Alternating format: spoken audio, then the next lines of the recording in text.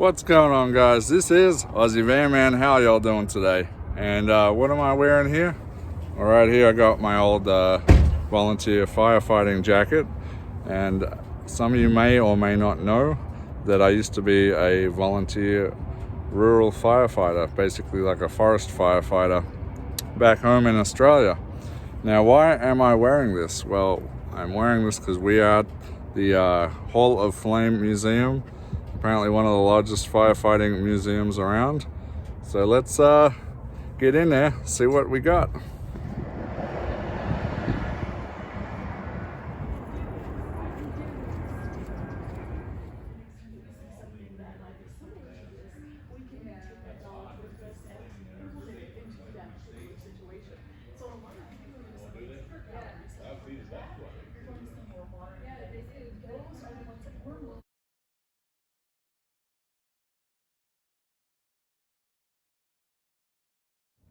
Oh, this one's pretty cool. Look at these old leather buckets that they had hanging off here. Got lanterns for light and a bell. There's the pumps in there. Now on this wall you can see they have a whole bunch of different what they call fire marks, which is their different emblems that they had for different stations across the country.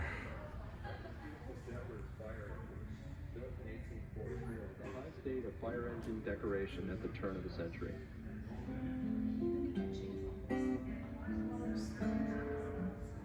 Here we have a emblem crest for a German firefighting department, and it dates back to 1909.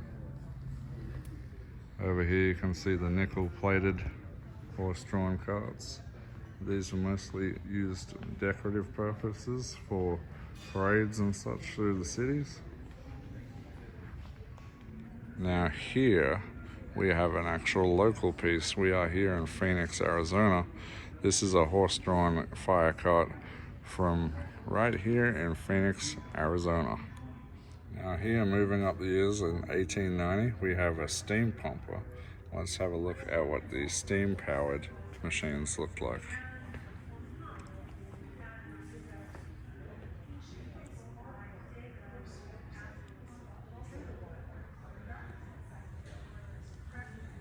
So right here we have the Arizona Fire Service Hall of Flame wall. This is for recognition for Arizona firefighters for a number of years' service, for recognition of their achievements during their career.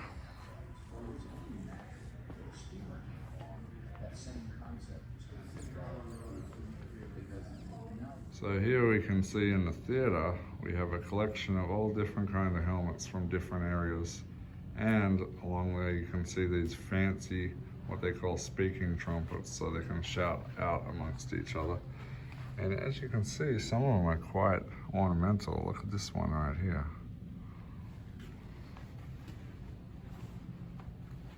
So this creepy thing is a early version of a breathing apparatus piece. It's a smoke protector. Now this thing dates back to 1851. And this is an early form of being able to breathe in smoky situations. As you can see, this guy here, he's saving a girl from a fire, and you can go in there and breathe and not be overwhelmed by the smoke. Kind of looks like a supervillain's mask, but that's not in fact what it is. So in here, we are in the National Firefighting Hall of Heroes. As you can see here, it honors firefighters who have died in the line of duty. There's a bunch of names on these walls. All the deaths that occurred in the line of duty.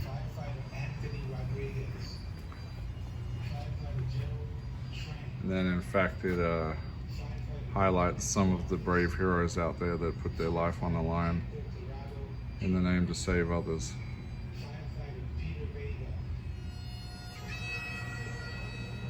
Firefighter Manuel Del Val, Firefighter David DeRubio, Lieutenant Andrew DeSpirito, Firefighter Gerard Dewan. Wildland Firefighters. As you can see here, we've got a piece on the Wildland Firefighters. This is a little bit of what we used to do, controlled burns and cutting in fire lines to stop wildfires coming through. This is what my brigade would go out and do. Now, in fact, unfortunately, just after I moved to America, we had some severe fires roll through my hometown and burn down quite a number of buildings. My fire brigade was out there fighting on the line, and I was, unfortunately, because I'd moved to America, I wasn't able to be there to help them. So as you can see here, this door off of Rescue 3 from Bronx, Harlem, this was removed. This door was removed from the 1996 HME Salisbury Rescue 3 rig that responded to the World Trade Center on September 11th.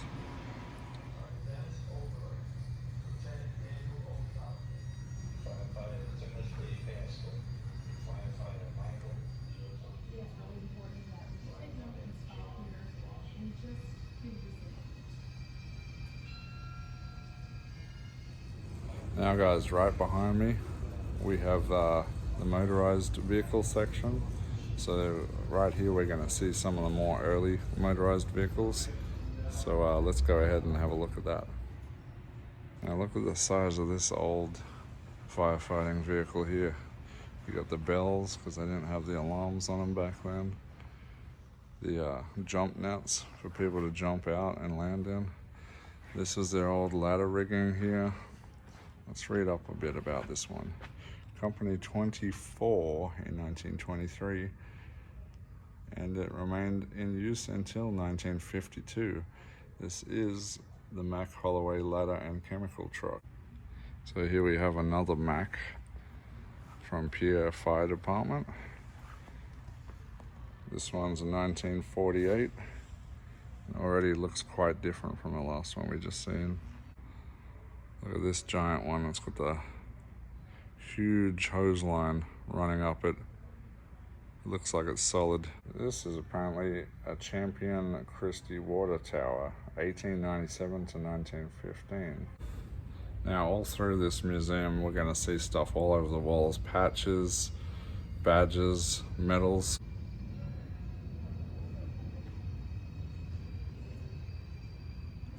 So this piece on the wall here connects to these right here.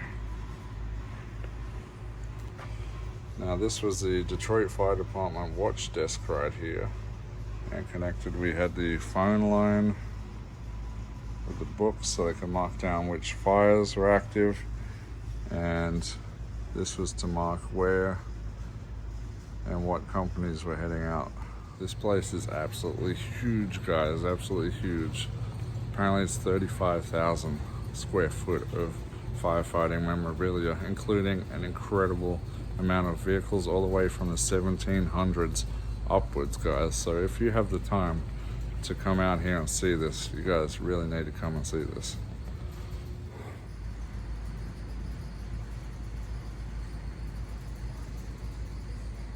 Now this one's very different. It's actually white for a start.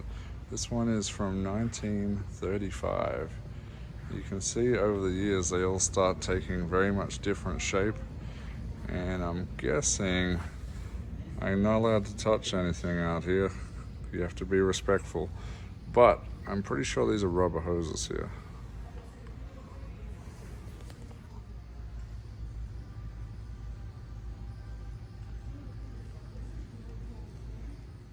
Now this is an interesting looking one from Kutztown Fire Department.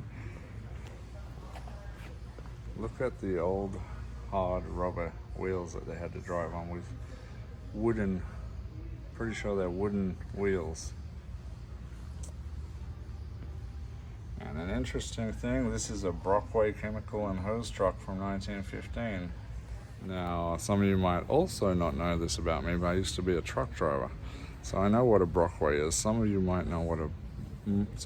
not know what a Brockway is out there, but Brockway was a brand of truck back in the day. And they went till, I'm not sure what year they stopped making the Brockway trucks, but yeah, it was a pretty popular truck in its time, and they just got swallowed up. I can't remember who bought them out. I'm pretty sure somebody bought that company. So up on this wall, you can see a variety of different breathing apparatus. We've got different oxygen tanks and rebreathers and stuff like that up here, fire masks.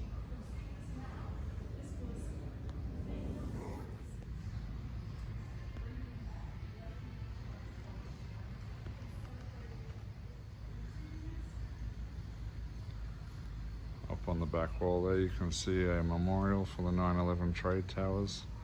Up on this wall, you can see a collection of different fire patches, and it just keeps on going as far as you can see all along this wall. Just hundreds of fire patches from different departments all over. Let's see a couple of them here. Okay, we got Lincoln Fire Department, Sandy Hook Fire Department, Granville, Sonoma County. Now here we have a bit more on the receiving end, early time. This is like almost like a switchboard, but it's an old municipal fire alarm system.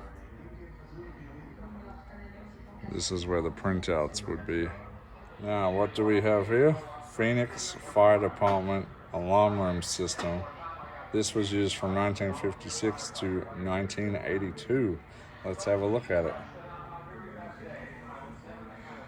Wow, check that out. That is insane. As you can see up on the back wall there, we've got a map of Phoenix, the Phoenix area back in the time, and different lights. The red lights, I'm assuming, would be marking where there are active fires, and the green are the safe zones. Look at these ancient old computers. You can hear the radios going, all the different switchboards along here, phone lines connecting. Not 100% sure what all of it is, but look at these old computer screens that they had from back then. Old analog phones.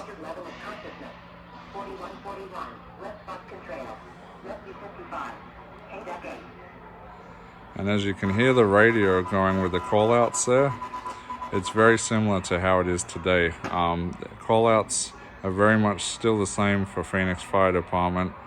KDEC 8, all the radios, they use all that still to this day. Now, unfortunately, some dark history here. Here we have a photograph from the 9/11 trade tower attack.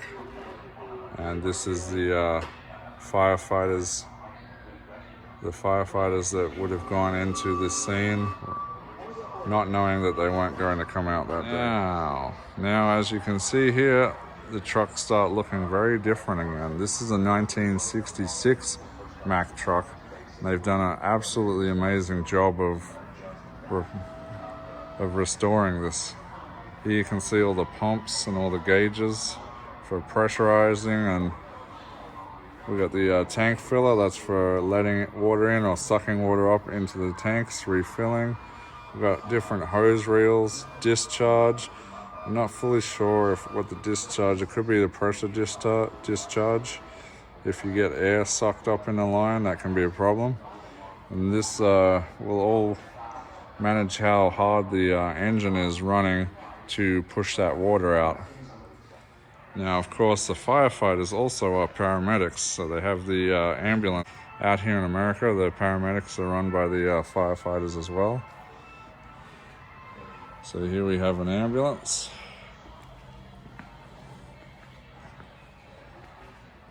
It's a very nice ambulance. I could make a house out of this.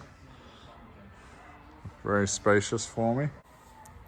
Now, fun fact, guys, when I did live in Australia, I actually had an ex-ambulance, which I used to haul my dirt bikes around in.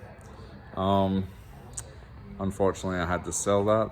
I do miss having an ambulance. They were very fun, very spacious. I had a Volkswagen Transporter with a high roof that still had all the lights and all that on there. It just didn't have the control box to power the lights anymore. So right in front of me, we have the Rescue 4 unit. Now here's a picture of Rescue 4 from that day. while everything was unfolding. And here is Rescue 4. They completely rebuilt it and restored it to its former glory in recognition and honor of the men that were lost that day. And here it sits. It's very humbling and harrowing to see the actual truck that men drove to the scene on that day of 9/11, not knowing that they weren't going to be coming home that day. It's very, very sad, but it is, again, amazing to see this restored the way it has been here. Now here you can see some old ladders. They'd use those to hook up over the rooftops and climb up that way. Also, we got a jump net here. People would jump down and land into it. Everyone would be standing around holding the edges. Now guys, we're about to walk into one of my favorite areas. It's because I was a rural firefighter, so I'm very interested in the wildland firefighting. As you guys know, I love being out in the wilderness. I love going hiking, and I do my searches for the missing hikers now. So this is the wildland firefighting area. And look, it's Smokey the Bear. What's going on, Smokey? So here you guys can see one of the hotshot uniforms here. We got the helmet, the flame mask, all of this fire retardant gear that they'd be wearing. Would have been made out of a type of wool with treated with chemicals, I do believe, if it's anything like we wear back in Australia. And then these are the guys that jump in and they parachute down. They usually just give them one of these chainsaws to go in and try cut a fire line and fight the fire. Now in an overrun situation where the fire is bearing down on you and you need to get out of the way quick and there's nowhere to go, you basically just got to hunker down under one of these things and hope for the best, really.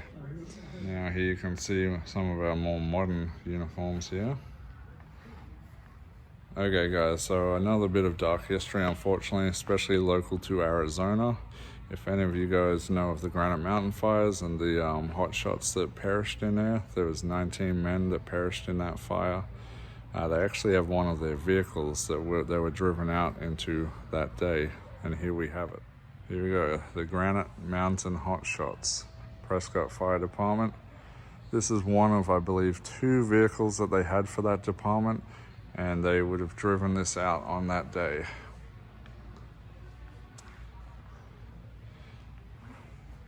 And they have kept it preserved and intact in this museum here. Here you can see the Granite Mountain 19 that perished in that fateful day.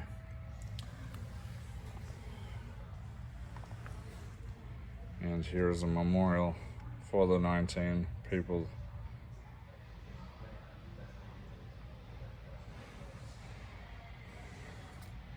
So as you guys would have known if you watched the movie or heard the story, that only one person out of that crew survived that day.